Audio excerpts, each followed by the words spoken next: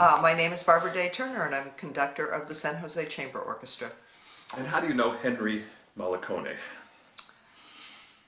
Well, for the life of me, I can't remember when I met Henry, because I feel like I've always known him, but I did meet him shortly after he worked with my husband at a summer music festival in Mammoth Lakes, California, and I'm thinking that was over 20 years ago.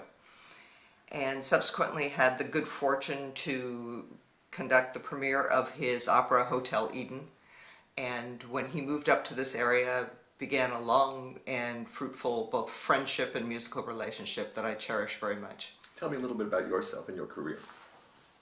I'm definitely an accidental musician. I started college as a double major in pre-med and music, and that lasted for all of one semester. I did a very funny thing. I was pretty young, I was 17 at the time, and I decided if I went more than 90 days without being paid to play, at that point piano, then I would just go back to medical school track. I assumed that that's what would happen. I went as long as 89 days once without getting paid to play, and that was it. So that's how I became a musician. And you're seated right now at a harpsichord, and there are not a lot of harpsichordists. B, and I've worked with harpsichords. I've worked with your teacher. I recorded Fernando Valente in one of his last recordings. Oh my of the goodness! Bach Partitas. Yes, he was quite a character. He was an incredible character. My degrees are actually in harpsichord. I have a master's degree in harpsichord performance with, and I did a specialty in 20th century music. And working with Fernando was one of these just serendipitous things that was so amazing, because he came to San Jose State University to teach. He was trolling around the hallways with a cane that he didn't need and a dirty trench coat and looking for students. I'd actually never seen a harpsichord.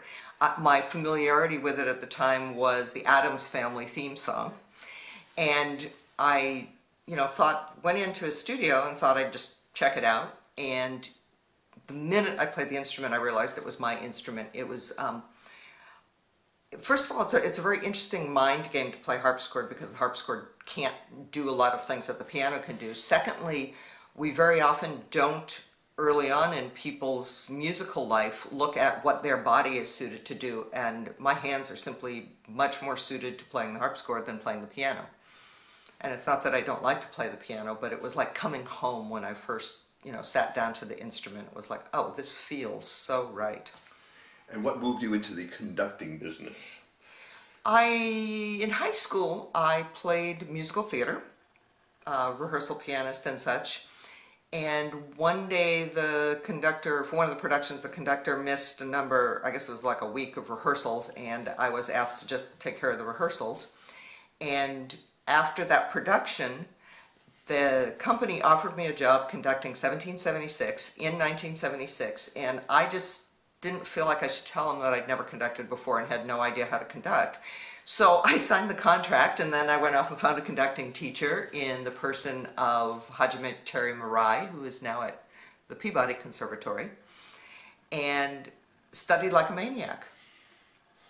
Interesting. That's how my directing career started when I was asked to record, and then eventually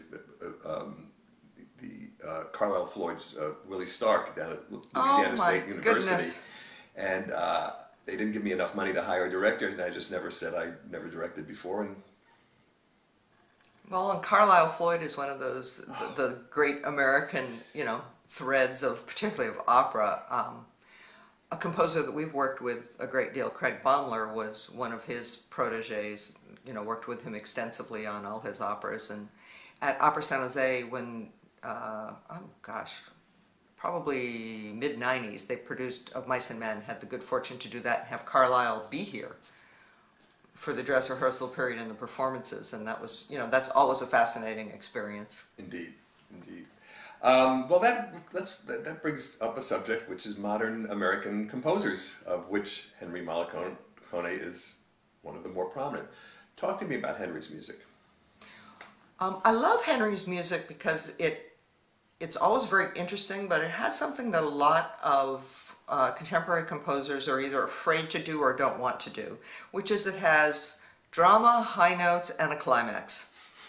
And so often, there's a lot of great composers living today. There's a lot of wonderful works, but so often this match of drama with music on the operatic stage is just really hard to find.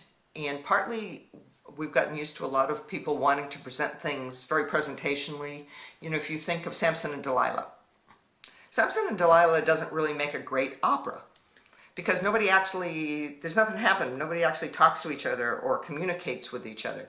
So then you get a form that's almost presentational, more like an oratorio, where people are trying to be dramatic, which is very difficult to make realistic. I mean, it's hard enough in opera as it is, but it can be very difficult when you're not given any actual interaction. And so I love that about Henry's piece, that you have interaction, that he's fully aware of the fact that you're actually putting on an entertainment. Not to say that he doesn't have works that are completely serious and movingly serious, but that you are presenting this for a third party. Period. Well, besides being a great opera, it's like sort of ideal because it's really portable. It's really great for alternative spaces, you know, which is a big thing today, but it's also, you know, it's just really nice to have an opera that can be done in a bar or, you know, a small space. The demands are not extremely difficult on the singers. It's not an easy piece to sing, but it, you know, has a little bit of razzle-dazzle show business. It has a grand and glorious operatic trio. It's fascinating. It doesn't take a ton of money to put together the props and the, you know, the props and the costumes. And so it's just, I mean, I would do it every year if I could, someplace. Well, that's what they've done in Central City, right? But they got the original bar. Yeah, they have the original bar. Also, I find, talk to me a little bit about the story, which, of course, you know, the poem is considerably, well, the poem is just the name, basically, but the story, I find the story fascinating. Yeah, the story's kind of weird and perverse. I actually think it's like an episode of The Twilight Zone. It's half an hour long. I think that's perfect.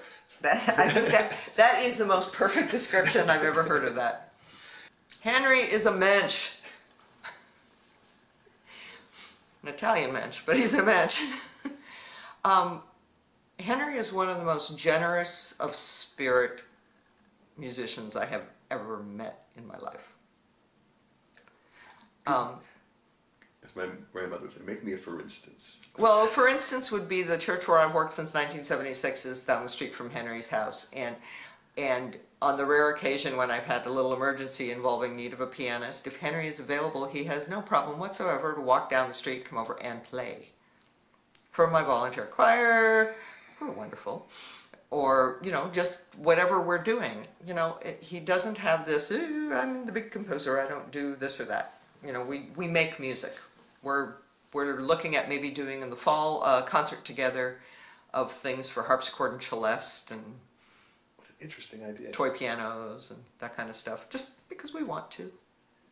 Well, and he's fun to work with too. He did a big piece for my orchestra called Danza Trimbula for Bill Trimble, who's since gone to the great beyond, but wonderful saxophone player. A piece was for saxophone, for Anthony Quartuccio on accordion, and string orchestra, and just crazy good fun. Terrific. And beautifully written, the kind of thing that sounds that, and again, not easy, but you don't have to struggle to make it work. Well, I think there's composers that just have a really different aesthetic sensibility, you know, and it speaks to some people. And that's all great. You know, what may have happened a little bit was sort of the hijacking of the educational system, though Fernando Valenti, you know, didn't have a degree in music. And he had a degree in philosophy from Yale. And he and his good friend William F. Buckley Jr. used to sit around and discuss the idea that you know, maybe going to music school wasn't the best thing. Now, I'm not saying that people shouldn't go to music school. I'm not saying there aren't some great schools. But by nature, an institution lays out a path that serves the largest group of people.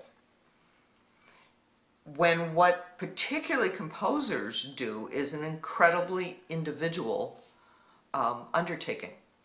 So it's not you know, it's not surprising that you're not going to see, or you may have to struggle to have individual voices be realized fully coming out of an institutional setting.